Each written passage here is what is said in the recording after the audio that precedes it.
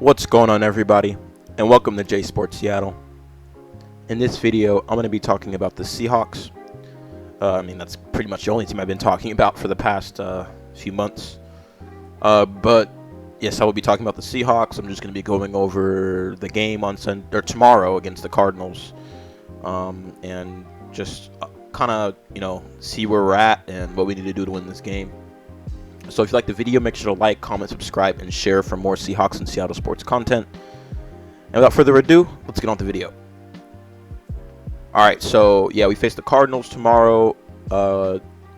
This is going to be Battle of the Birds. This is a very, very huge matchup for both sides. If the Cardinals win, they secure a 2-game lead in the division, I believe. Let's see, we're 5-5 if they win. Yeah, they would secure a 2-lead win in the division, which almost effectively locks their playoff spot, assuming they win out the rest of their games, because their schedule is really not that tough. We have a pretty tough schedule. It's like a mixture. It's like a mid schedule. Like we face the remainder of the NFC North, so the Packers, Vikings, Bears. Sorry. So we have to face those three. The Bears, because they've fallen off, but Packers and Vikings for sure. And we got to face the Rams again, and they always own us, and they're still fighting for a playoff spot. So we got to face the Jets, so that is a little bit of a, But we face the Cardinals twice in 3 weeks, and these next 3 weeks will decide whether or not we make the playoffs this year. So we're like, if we win 3 straight, we are looking really, really good to make the playoffs. If we win 2 out of the next 3, we still have a chance, assuming things go our way. But if we win like 1 out of 2 or just lose 3 straight, yeah, we're not making the playoffs for sure. But in order to, that's okay. I mean, this is Mike McDonald's first year, and he's already put this team on the map, because we finally beat the Niners, something that we haven't done under Pete in 2 years, sorry. So that's good to see, and he's only 36. So he's getting 37. So he's just getting started. So in order to win this game, before I do that, I'm gonna get into injuries. So we're looking really, really healthy. Rayshon Jenkins is looking like he's looking to come back tomorrow. I think they haven't added him to the active 53-man, so someone's got to go.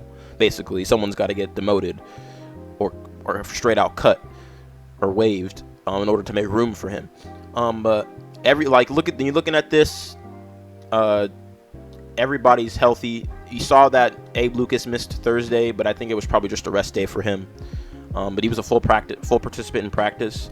If he can prove the rest of this year that this knee issue is, I'm talking about Abe Lucas. If he can prove the rest of this year that this knee issue is finally behind him, and he continues to play every single game like he did in his rookie year, basically every single game like he did in his rookie year, and play it pretty well, I wouldn't be surprised if we ended up giving him an extension. He played really well against the Niners on Sunday, and despite his first game back in like over a year. So kudos to him, to getting back out there. He still needs to get back in football shape, but that comes with time. So that's really good to see. We got Noah Fant back, potentially. He's questionable to play, but he was a full participant yesterday. So we'll see. So I give it like a 70-30, but I don't see any reason why he doesn't play if he was a full participant, unless he has like a setback during warmups. That's the only reason why he would be ruled out. See, Laviska Shenault, he was kind of questioned. He had like a little thing. He sat out the first 2 games. Or first 2 practices, but he came back as a full participant. One thing that's a little bit concerning is Tyler Lockett. He got a limited designation with a new foot injury, hence in bold. I'm hoping it's something serious. I'm hoping he's not listed as questionable, so he seems like he's good to go, but we'll have to keep an eye on that. Hopefully that doesn't turn into anything. I don't think it will, but yeah, we're looking fully healthy, basically, against a Cardinals team that's also looking pretty healthy. The only person they're going to be missing is Jalen Thompson. Other than that, everybody else is playing. So I don't know if they have any people on IR. Let's see. I haven't kept Injury. Let me see. Yeah. Yeah. Sometimes my internet be slow. Oh, come on, ESPN. You know, the thing is, when I was loading these pages earlier, it never took this long. And it's not even showing.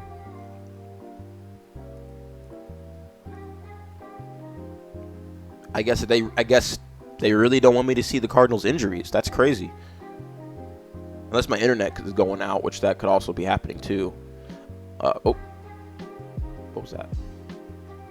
You can't do that. You can't just show it to me and then just be shy. Come on. You know what? While that's loading, I mean, I guess they had our game status as well. Yeah, I don't know what's going on.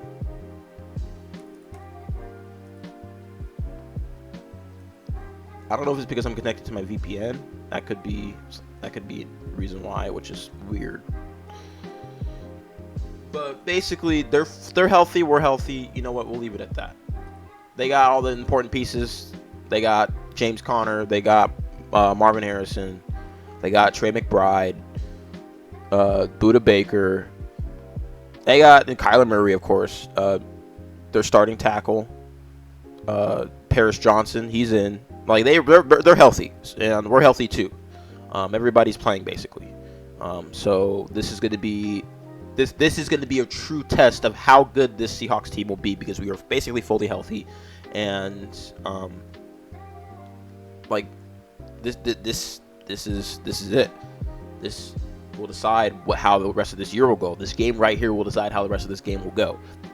Mike McDonald said it best. It's a playoff mindset at this point, because we lose this game and we're putting ourselves back in the playoff race by a lot. So we're at home. We haven't been doing well at home. We're 2-4 at home this year. That's got to change. So this is a chance to get right. I know we have beaten these guys 5 straight times dating back to 2021, but do not let that fool you. Just like how we went into San Francisco and beat this San Fran after they beat us 6 straight times, they could easily just come into Seattle and snap their 5-game losing streak against us. You cannot take this game lightly at all. And obviously, ESPN agrees, because we are underdogs in our own house. So I'm hoping that we'll put a chip on these guys' shoulder to come up and show out, because this is what made that Legion of Boom team, always being the underdogs. So this will being true underdogs. We will see how this game will go. This game will decide how the rest of the season will go. So, in order to win this game, potentially, you gotta O-line's gotta find something. We finally have. It seems like we finally have some cohesion on the O-line. Like I said, Charles Cross at the left tackle. He had a pretty bad game against the Niners. I saw a bunch of blocks. He just got absolutely beat on. Not good.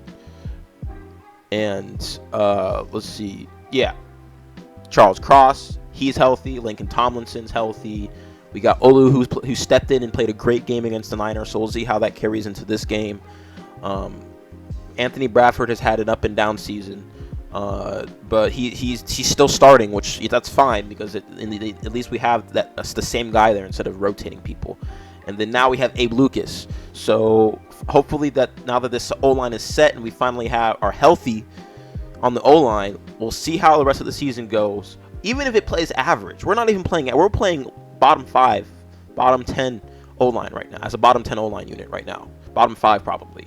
We have to at least play average in order to give Geno and the run game, mainly the run game, because and Geno too, but I'm saying mainly the run game, because I think we are bottom 3 in rushing attempts per game, because of how bad our O-line is. We have to pass. So I'm hoping that, Olu came from a run heavy school in Michigan under Harbaugh.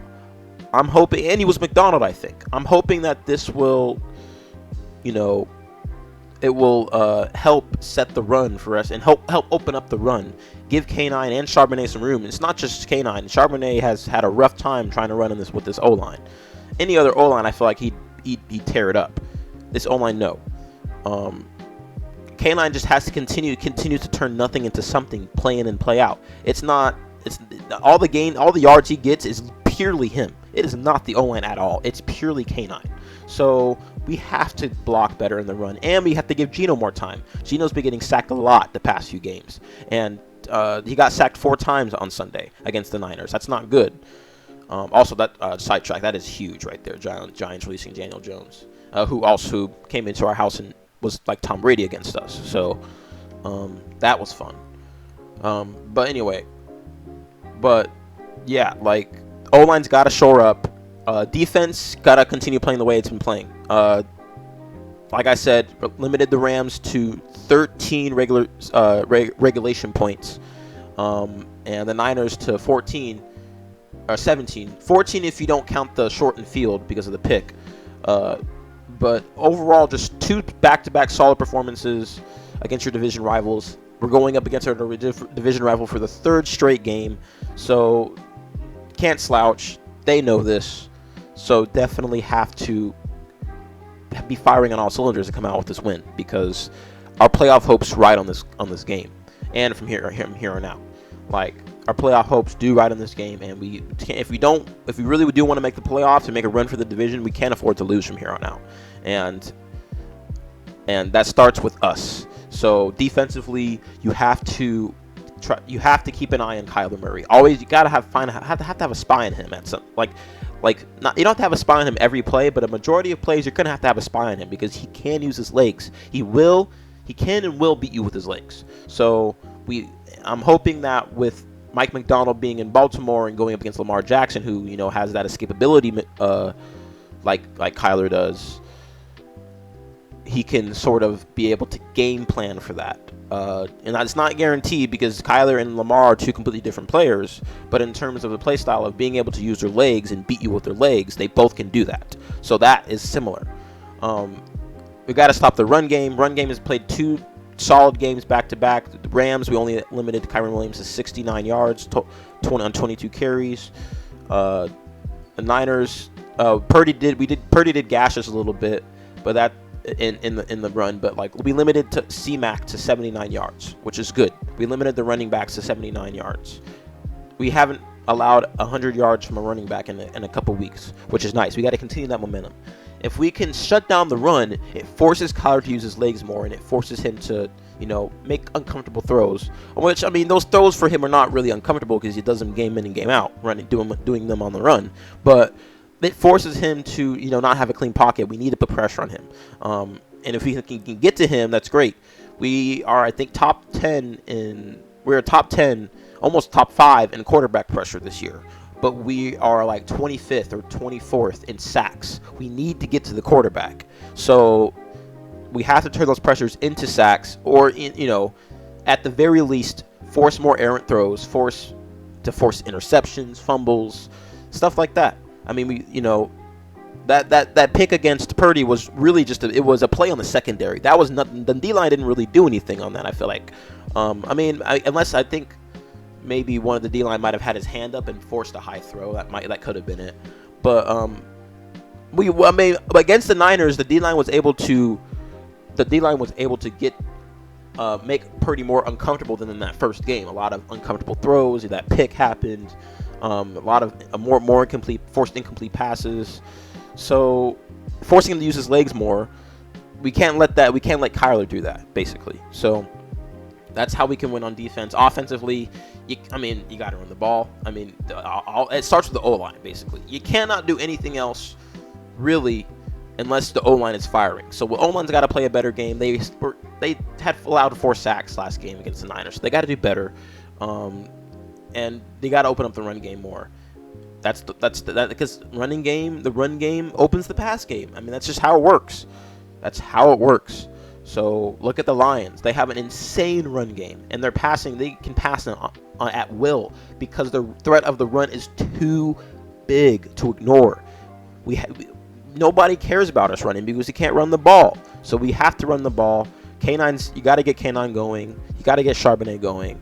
And if it maybe putting McIntosh, see if he can find something,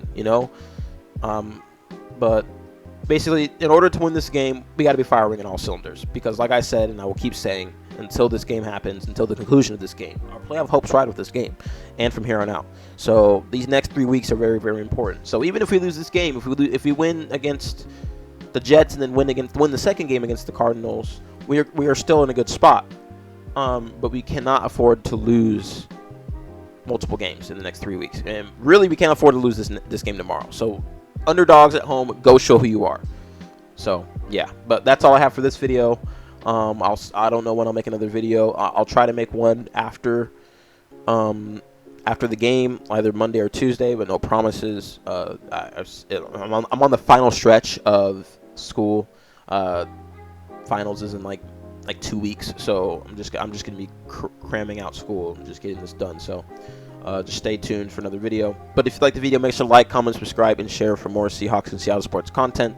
Thank you for stopping by. Have a good day, and go Hawks, go Mariners, and go Kraken.